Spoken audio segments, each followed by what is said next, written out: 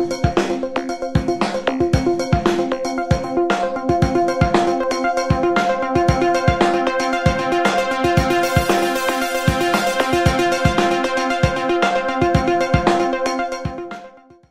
very good afternoon to all of you. On behalf of TCS ION and the Association of Indian Universities, I welcome you all to the webinar on TCS ION Digital Classroom for online education and assessment in higher education. Higher education and education technology are at a very critical juncture today. COVID-19 has made a huge impact on all businesses. The business world is now changing, with sectors reimagining their processes to adjust to the new normal. For example, the doctors who were earlier insisting on physical examination before prescribing medication are now open to consultation on phone. Similarly, it's time to reimagine teaching and learning in our education institutes. I'm sure many of you are doing your own little experiments in your colleges. However, I know time is short. You all need quick solutions. TCS ION would like to thank AIU for bringing all stakeholders together in a platform today. Today, we bring to you two top eminent speakers, one from the education sector and the other from the education technology, who will share their insights. It's my pleasure and honor to introduce our eminent speaker, Dr. Mrs. Pankaj Mittal. Dr. Mittal, Secretary General of Association of Indian Universities, is the second woman Secretary General of the Association in its 95 years of existence. Dr. Mittal has been a topper in MSc and PhD in Agricultural Statistics from IARI, New Delhi. She has a wide-ranging experience of over 33 decades in higher education, in policy planning and management of higher education. Dr. Mittal is also a recipient of the following awards and honors. She is a Fulbright Nehru Scholarship Grant for Education Administrators, President of India Award in 2017 for Digital Initiatives in Higher Education, first Padam Shri Subhashini Devi Award 2018 for contributions in the societal development and community engagement from the Chief Minister of Haryana, Wipro Gold Standard Award for the Leadership in Education for the year 2018. We welcome you, Dr. Mittal.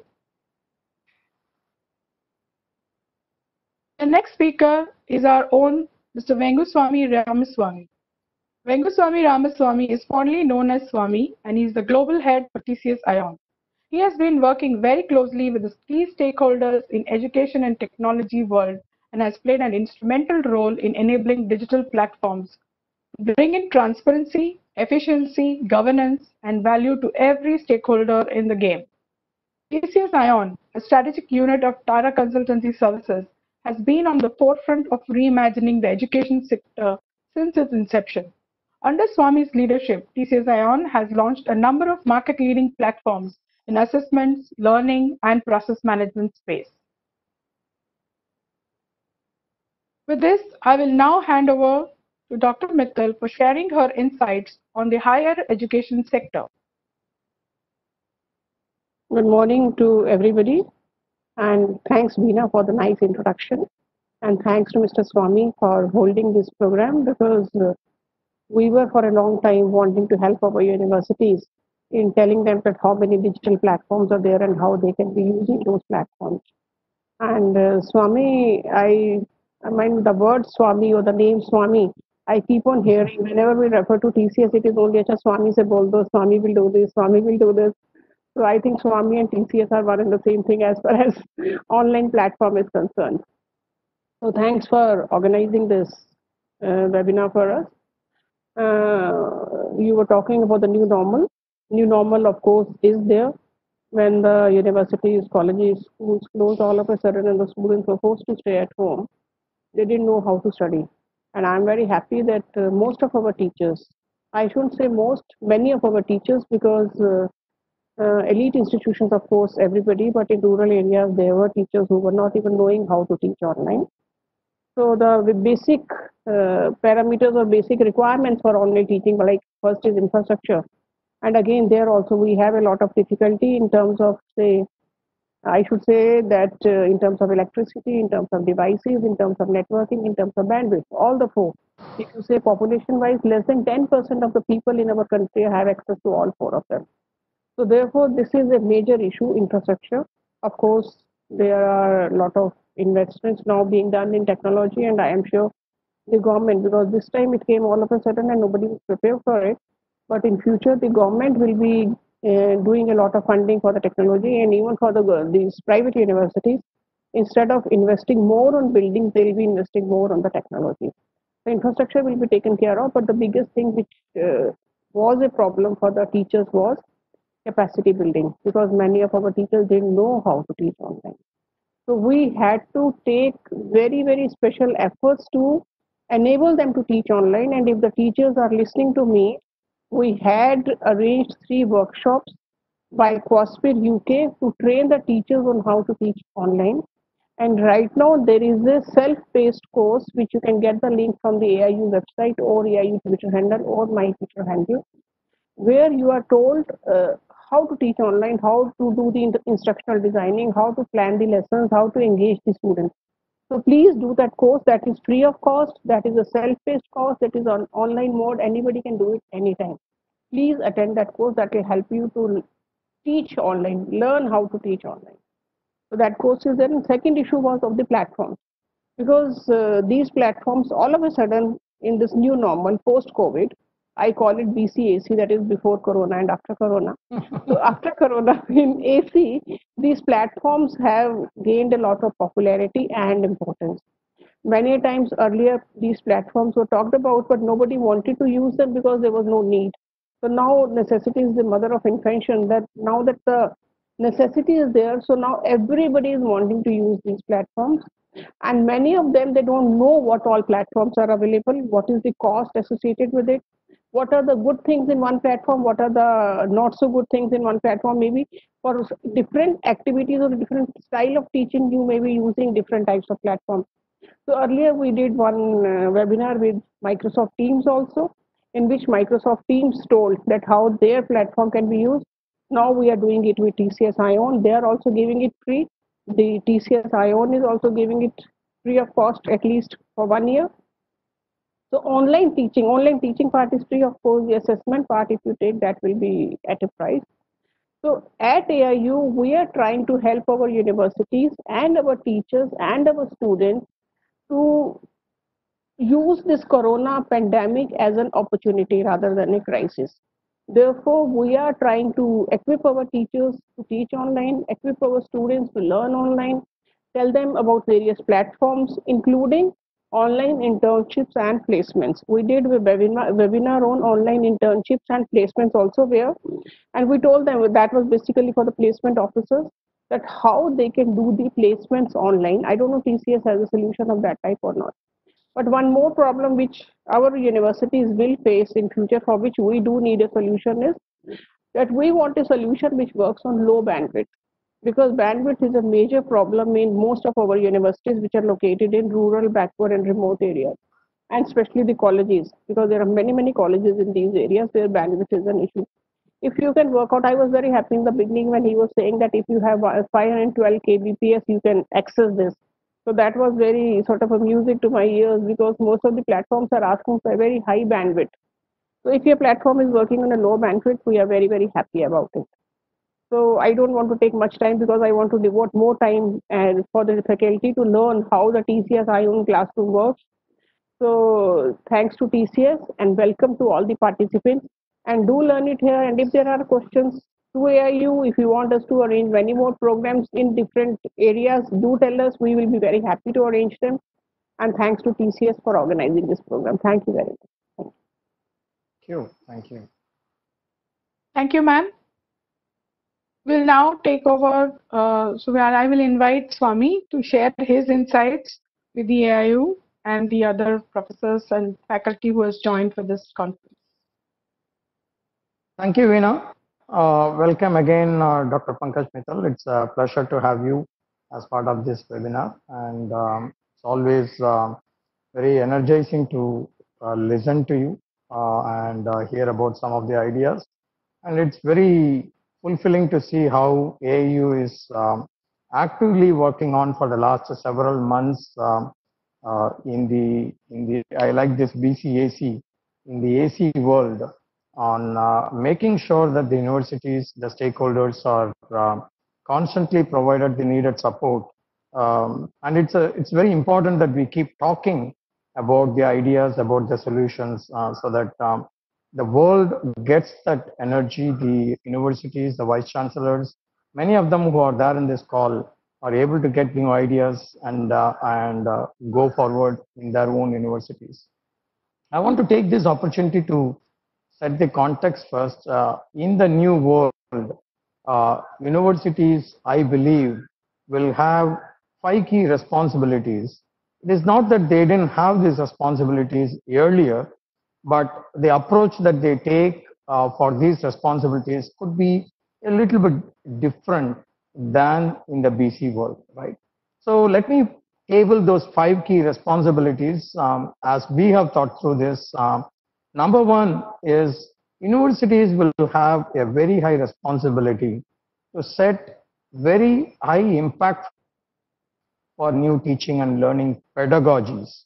And I repeat, in the earlier world, some of the pedagogies that were implemented, used effectively in a physical classroom will not work anymore, and they have to innovate new methods. There are going to be new resources that are available. There are going to be new constraints. The students are not going to be there in the campus all the time. And hence, the very first one, the universities need to help the colleges, the affiliated colleges, to make sure that a simple, impactful set of guidelines for new digital pedagogies are rolled out. This is going to be very critical in my mind. The second one is to make sure that the colleges link their outcome with the education effectively. This is again largely talked about. How do we ensure that the students who are coming out of these colleges are gainfully deployed in various different activities? Could be entrepreneurship, could be jobs, could be higher education, could be any of those things. And what is the role of universities in order to facilitate this activity in the new world? That's going to be thought, has to be thought through very effectively. That's the second one. Third one is to integrate the professional practices of the industry into the academic curriculum. Once again, it is not new, but the approach one will take to integrate the industry into the curriculum, into the academic curriculum, will open up new ideas. Today, TCS, for example, is working with a number of universities, number of education institutions in a completely remote fashion, so that the TCSers can participate in the academic curriculum very, very deeply and effectively. So that's a third one that's going to be very critical for universities. The fourth one is to develop and deploy new age assessment methods and practices. Now, assessment from a TCS point of view, we have been working very deeply on a number of new ideas. In the recent past, we made two very critical innovations. One is what we call as SD assessments, social distance assessments. How do you ensure that we can conduct assessments in a safe and secure fashion even during this pandemic, even during this lockdown days? That's one important innovation. And we work with medical experts, both India and outside, in order to launch a very stringent set of practices that can help universities to conduct their assessment itself. That's one. The second one is remote assessments. How do we ensure that we can help the universities to conduct the assessments where the university is operating from home, or the university administrators are operating from home, the proctors or the invigilators are proctoring from home, and the students are giving the exams from home? How do we do it in a safe and secure fashion?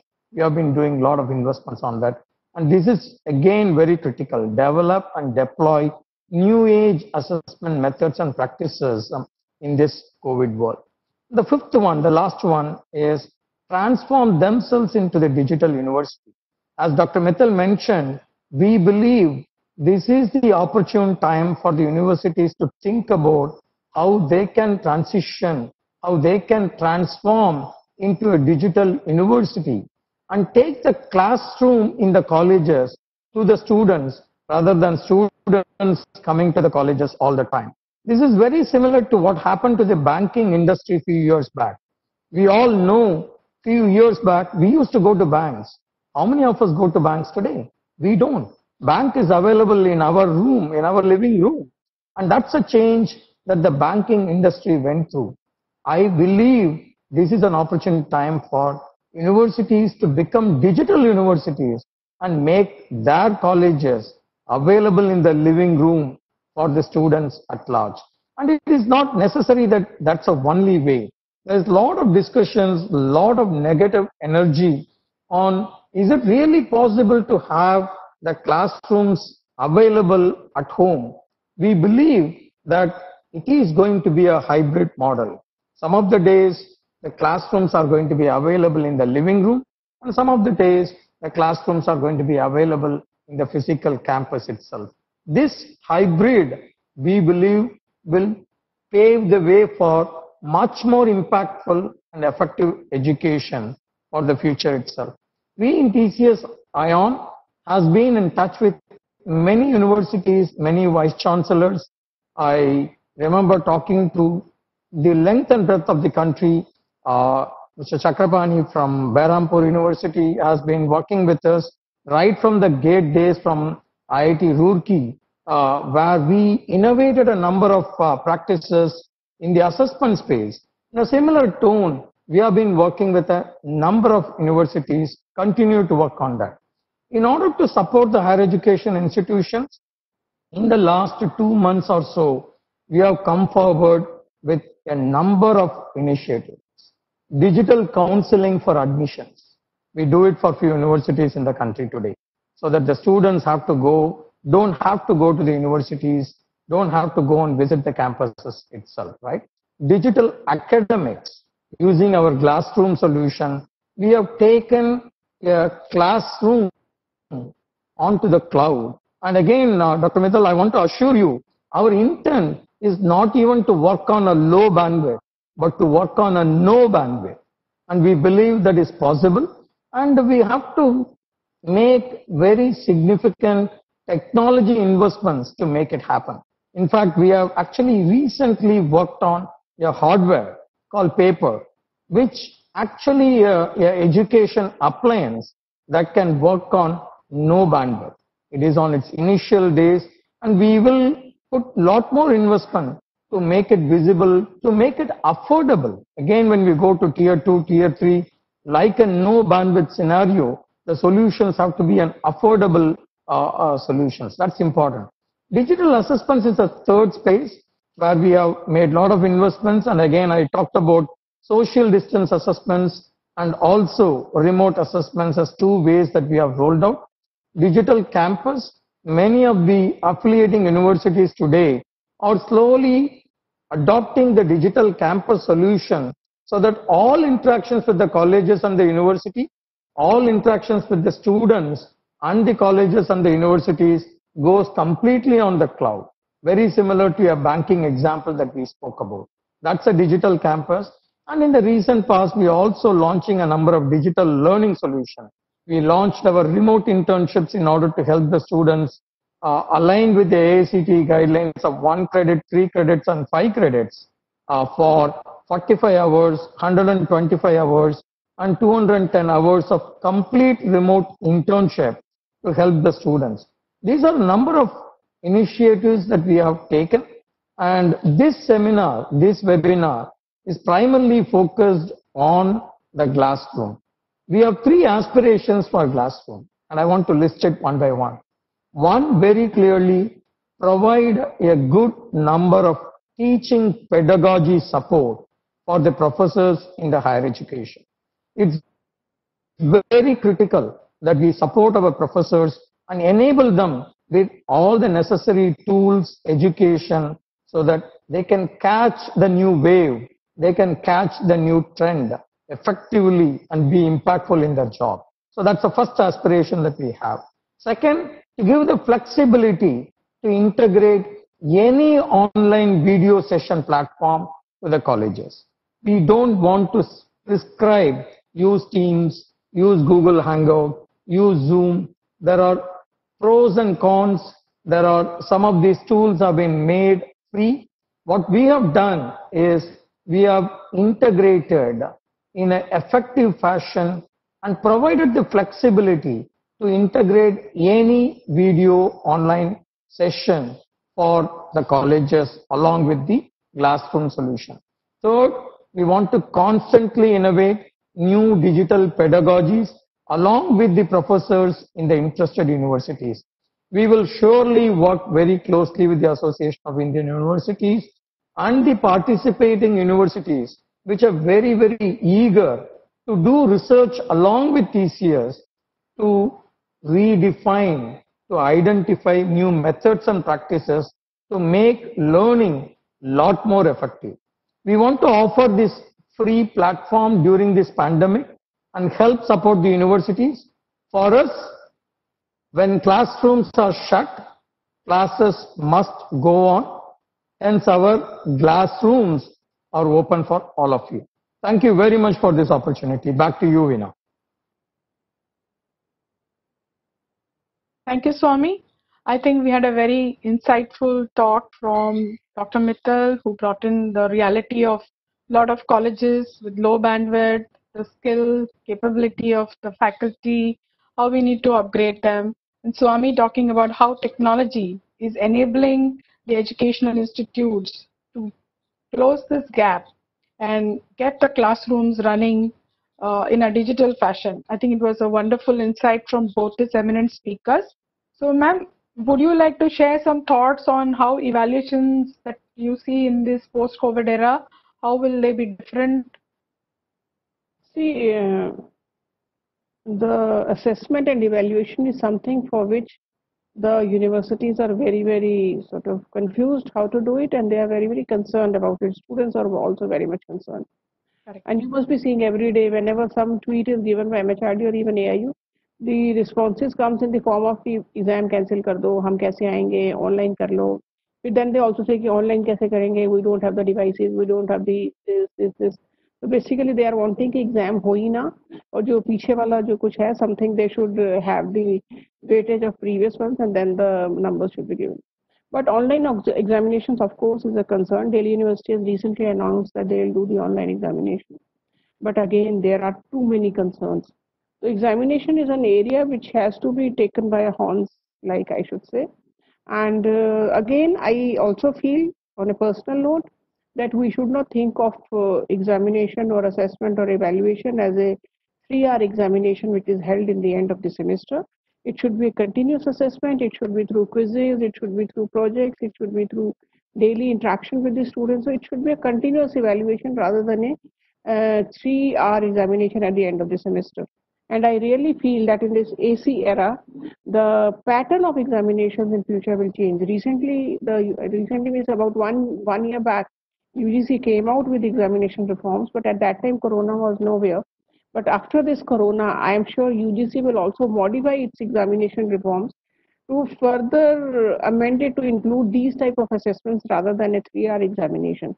So if these assessments are there, and that is supported by almost all the platforms throughout the semester, then the 3-hour examination, if that may or may not be required also.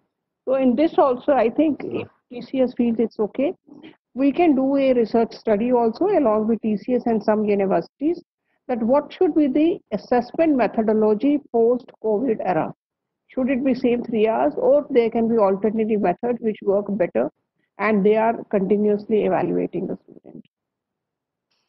Absolutely, I agree. We also want to look at additional set of question types in the post-COVID world. Yes. It is not necessarily a similar set of questions. In fact, TCS has been doing some research on new set of question types that helps us to understand the depth of knowledge that these students carry. Definitely will be happy to participate with AIU on this research. In the like, for example, this time the Delhi University has told the teachers make question paper in such a manner that those question answers are not found in the books. Now the teachers That's are right. fixed that how to make such type of a question paper for an open book examination. Open. So training That's of right. teachers is also important for preparing those type of question papers. That's right. Yeah. That's right. Ma'am, Absolutely. one challenge that all faculty members have been expressing is that now the parents are also attending the classes along with the students. So there is a huge amount of pressure that the faculty is facing when he or she is conducting the class. So can you advise how this can be? The new term used for this phenomena is parents bullying. Now parents are bullying that इस teacher का तो grammar ठीक नहीं है, they are not even teaching properly, उसका तो spelling mistake था, उसका ये था, because they are sitting along with the students. So teachers are feeling very very uncomfortable to teach because nobody is perfect. Of course, there can be some problems. Those problems are not noticed by the students, but parents are noticing those problems. So the teacher, parents bullying is coming, but that is basically more for school students. For college students, it's not coming. For school students, there is a lot of issues regarding parents bullying the teachers and then sending That's complaints to the principal that this teacher doesn't know anything, vagara, vagara, sort of thing. So that is an I issue. don't think this is an issue with respect to higher education. I don't think This so. is more of an issue with the school education. It's more of an issue with school education. So We haven't got last, any such complaint so far. So there were some colleges who had this complaint also because they were from rural areas, so the teachers were not as polished as probably city professors are, and the parents would expect that the professors are polished everywhere.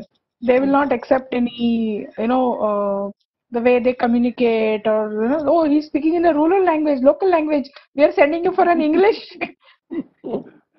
See, our main problem is the training of our teachers. We don't pay sufficient attention to training of the teachers. So same is true for like every university in a foreign country has a human resource department which takes care of the human resource. That is not a teaching department, that is a service department which takes care of the most critical component, that is human resource. In India, none of the universities has a department of human resource. We assume that human resource will take care of itself. There's no need of taking care of them. We'll take care of administration, finance, but not the human resource. So that is something which may change. Like when we talk of new normal, many of these things will change. We do need to do the capacity building of the teachers. We do need to train our teachers. That is required. Okay. One last question, ma'am. This is like with so many universities of different kinds, we would like to understand from you when you are deciding about a software or a solution, what are the factors that you consider or you think colleges should consider when they're making a decision for choosing a software? See, we as an AIU, we don't select a particular platform. We are a facilitating agency which sort of puts everything on the plate. Like we give it to them that and that is why we are doing webinars with different platforms also. So the universities, depending upon the ease or maybe the features of every platform, they will decide which platform they want to use. AIU is not recommending a particular platform to any university, but we are apprising them of every platform, not every, but at least two, three, four big platforms, so that they have the capacity to choose. They are aware that all these platforms are there. Earlier, they were not even aware that what all platforms are there. They didn't know whom to approach for getting access to a particular platform. So right now, such an evaluation study we are not doing, and maybe I don't know in future if we propose, but we have not thought of it. That we will be evaluating all the platforms and then declare this is the best. I think that will be very difficult also. Okay. I think we have come to an end of our time that we had allocated for the question and answer.